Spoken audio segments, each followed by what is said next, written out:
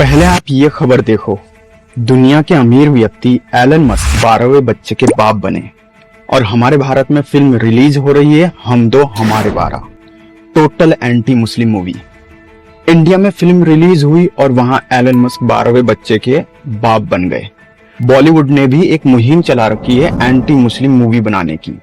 Movie देखकर कट्टर हिंदू भड़क जाते हैं, औरत पे जुल्म होने की बात करने लगते हैं। ये वही हिंदू होते हैं जो एंटी मुस्लिम्स मूवी देखकर मुसलमानों पर हिंसा करने को उतारू हो जाते हैं। पठान में जरा भगवा कपड़ा क्या दिख गया तो इन्हें बॉलीवुड एंटी हिंदू नजर आने लगा।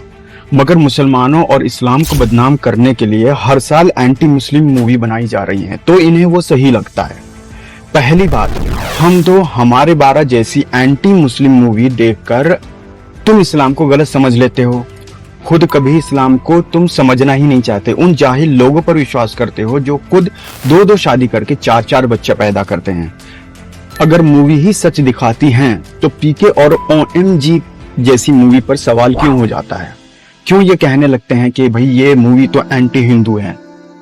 अब मैं आपको बताना चाहूंगा कि पुराने जमाने में उदाहरण कम हुआ करते थे, इसलिए बीवी से प्यार और परवाह करने की मिसाल खेती से दी गई है।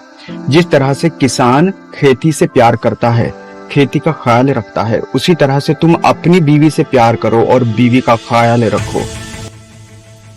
जाहिल एंटी मुस्लिम मूवी में आयतों का बेतुका मतलब बयान करके इस्लाम के खिलाफ जहर घोल देते हैं। वैसे इस्लाम पे सवाल करने से पहले तुम्हारे धर्म ग्रंथ मनुस्मृति में तो साफ साफ लिखा है औरतों को वस्तु के रूप में, औरतों को उपभोग की वस्तु बताया है, औरत को पुरुष के उपभोग के लिए बनाया गया है, ये लिखा है। तभी तो बाबा साहेब अम्बेडकर ने मनुस्मृति जला दी थी। अब तुम यहाँ पर चुप हो जाते हो। अब जरा गौर से सुनो। महात्मा गांधी अपने पिता की चौथी बीवी के संतान थे।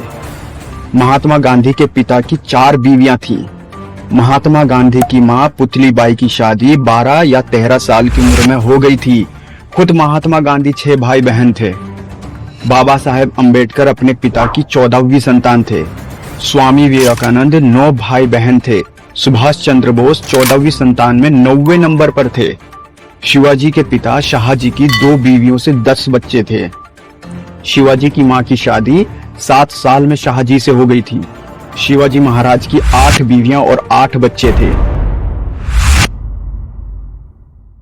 शिवाजी की एक बेटी सखुबाई, जिसकी शादी उनके मुमेरे भाई से हुई थी, उसको अपने मरे हुए पति के साथ सती होना पड़ा था क्योंकि उन्हें कोई संतान नहीं थी। और ठीक शिवाजी की बीवी पुतली बाई को भी सती होना पड़ा क्योंकि उनके भी कोई संतान नहीं थी। हिंदू धर्म में तो बड़े बड़े महान व्यक्ति औरतों पर जुल्म करते थे और उन हिंदू राजाओं को तुम महान बताते हो जिन्होंने औरतों पर जुल्म होने दिया। और तुम कहते हो मुसलमानों ने औरतों पर अत्याचार किए, जुल्म किए, भाई बहन में शादी होती है। तुम खुद तो देख लो, तुम्हारा इतिहास खुद बता रहा है। राणा सांगा की 5 बीवियां, महाराणा प्रताप की 11 बीवियां और 22 बच्चे, महाराणा रंजीत सिंह की 22 बीवियां और 9 बच्चे, रणजीत सिंह के बेटे दिलीप सिंह की 2 बीवियां और 8 बच्चे, चंद्रगुप्त मौर्य की 2 बीवियां थी, दुर्धरा और हेलेना।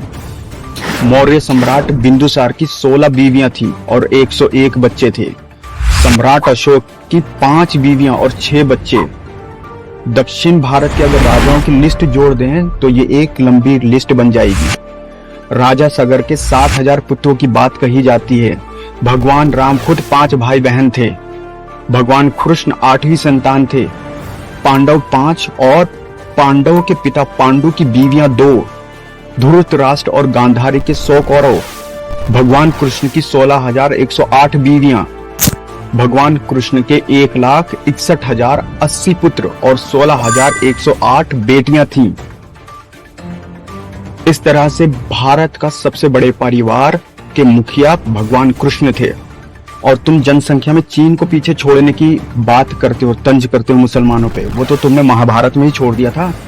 और तुम मुसलमानों को तंज कसते हो कि हम दो हमारे 12, 4 शादियां, 9 साल की आयशा। पहले खुद तो देख लो। तुम मुसलमानों का काट दो गला और खुद के चुभने ना दो सुई भी। वीडियो पसंद आया है तो प्लीज सब्सक्राइब करें, लाइक करें और ज्यादा से ज्यादा शेयर करें।